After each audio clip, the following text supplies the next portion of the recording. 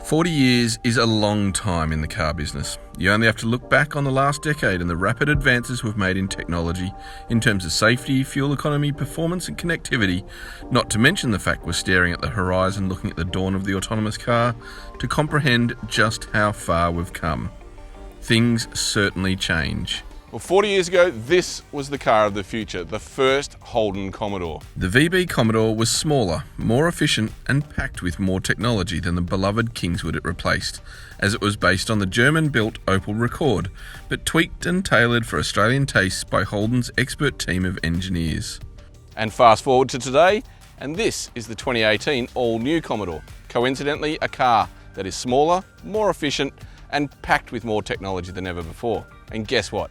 It also is based on an Opel and tuned and tweaked for Australian conditions by Holden's crack engineering division. The biggest difference is the VB Commodore was made in Australia, and the new ZB Commodore, well, it isn't. Following the closure of Holden's manufacturing plant in South Australia last year, this is the first fully imported Commodore and brings with it a raft of wholesale changes and challenges for Holden. For starters, there is no longer a V8 engine option, and it's not a traditional rear-wheel drive muscle car. It's also not a traditional sedan. Instead, it's either a liftback or a wagon. And it arrives at a time when SUVs, rather than normal passenger vehicles, are becoming the default choice for family cars. The burning question is, does it live up to the Commodore legend? Well, there's only one way to find out. Let's give it a go. Okay, so first things first, this isn't a Commodore as we've known it before. But let's take the rose-coloured glasses off for a second. Because Australians were genuinely spoilt with the last generation VE and VF Commodores. It was a truly great V8 powered muscle car. But remove that group of enthusiasts and the rest of the world has moved on. And this car aims to recapture what the Commodore was always about. A family car, built with style, space, and new technologies. And in that context, it pretty much nails the brief. Despite its smaller exterior dimensions, the space inside the cabin is not that much different to the VF Commodore it replaces. Those in the front have an identical amount of headroom and room in the footwell, although they do sit closer together thanks to the narrower centre console. In the back, there is heaps of legroom, a little more than the VF in fact, but the sloping roofline does restrict headroom somewhat. And the liftback body style means there is extra cargo space, and it finally has the flexibility of a split folding rear seat for longer items. The Commodore is available with a lot more key safety features too, with automated emergency braking and lane departure warning standard on all models, while top grade versions have adaptive cruise control and lane keeping assistance. It also comes loaded with the latest in connectivity. There's a 7-inch and 8-inch touchscreen in higher grade versions that comes with Apple CarPlay, embedded sat-nav. There's also a digital instrument cluster in the Calais V and VXR models. There's even heated, ventilated and massage seats, something the Commodore has never offered before.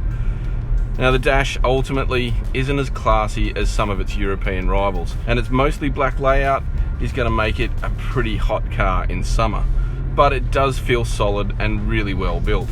Under the bonnet there are 3 choices of engine depending on the model grade. There's a 2-litre turbocharged 4-cylinder, there's a 3.6-litre V6 which is unique for this segment, and then there's a 2-litre turbo diesel. We're driving the VXR at the moment, which is intended to replace that sort of SV6 sporty Commodore and above, and it's actually a really good driver's car. Sure, it doesn't have the character of that big burly rear drive V8 muscle car, and it won't do smoky burnouts or donuts anymore because this thing has now an all-wheel drive system, and a really smart one. It actually uses all of the electronic systems to be preemptive rather than reactive. So point to point, I reckon this car is just as quick as a Commodore V8 in a really twisty, challenging scenario, because this has got plenty of grip, huge amounts of grip, great traction from that all-wheel drive system, really good steering, and the work that Holden has done again on tuning this car across all models with the suspension in terms of compliance, body control and grip is outstanding. These guys do a world-class job, and that is the key to the Commodore. It's tuned for Australian taste by Australians who know what we want and how we want it. The V6 is an interesting engine. It doesn't have a lot of low down power, but They've made this thing a lot more characterful than it's ever been. It used to be a raspy, gnarly kind of thing up the top of the rev range, but now it's got a beautiful sonorous soundtrack. When you really get into it, it's actually quite enjoyable to drive. Holden expects the majority of customers will choose the 2-litre turbocharged petrol engine, which becomes the most powerful base engine the Commodore has ever seen. Producing 191 kilowatts and 350 newton meters, it is a gem of a motor that is smooth, quiet and effortless in any environment, but has a strong surge of mid-range torque for quick getaways and overtaking at highway speeds. It is only available in a front-wheel drive configuration though, and that does mean there is some tugging through the steering wheel under heavy acceleration. The other real surprise package, and potentially the biggest opportunity for Holden, considering the swing shift to SUVs, is the high-riding tourer wagon. Now, we only had the chance to test drive it out on gravel roads at Holden's Lang Lang Proving Ground, so we'll reserve full judgment until we test it properly, but it is a smart-looking car. And considering a fair chunk of rural drivers still have to navigate dirt roads, the 4-wheel drive system is really clever in delivering power to the right wheels at the right time, keeping it safe and secure in slippery conditions. And for enthusiasts, it's actually a really fun car to drive off the beaten track. The thing about Commodore is everyone's got a perception of it. It's either a big gas guzzler or, for that reason, it's a great muscle car. Now this is completely different. It's an all-new Commodore, it's an all-new way of thinking, but it still has the DNA that Holden has injected into cars for more than 70 years. Don't dismiss it because of its European roots. The Patriotists, of course, loved a big Aussie-built sedan, but this is where the future is. This is classy, it's comfortable, it's quiet, it's got more technology than we've ever been able to access. Forget what you knew of the Commodore in the past. This is a different Commodore, no doubt about it, and it's going to be a different buyer group, and for those, it's pretty damn good. So, what's the verdict?